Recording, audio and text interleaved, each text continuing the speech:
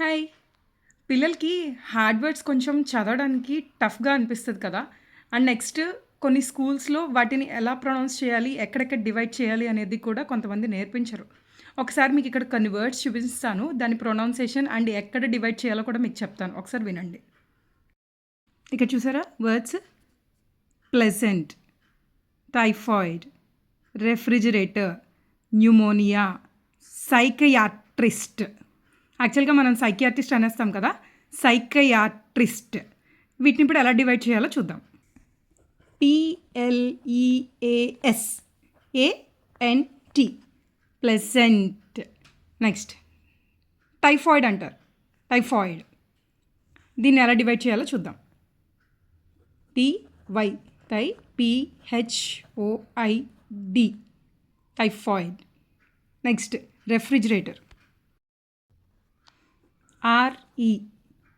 REFRIG REFRIG fridge. ERRATOR refrigerator. Next pneumonia చూద్దామా. PNEU ఈ 4 letters కలిపి ఒక word. MO N pneumonia. PNEUMONIA. మనం చదివేటప్పుడు న్యూమోనియా అని చదివేస్తాం, కానీ ఇక్కడ మనం రాసేటప్పుడు PNEU అని రాస్తాం. P silent. ఇక్కడ MO దీన్ని ఎంఫసిస్ అంటాం. అంటే MO అనే సౌండ్ ఇక్కడ ఇంపార్టెంట్ రోల్ ప్లే చేస్తుందన్నమాట న్యూమోనియా అనే వర్డ్కి. సైకియాట్రిస్ట్. సైకియాట్రిస్ట్ కాదు, సైకియాట్రిస్ట్. PSYCHIATRIST psychiatrist.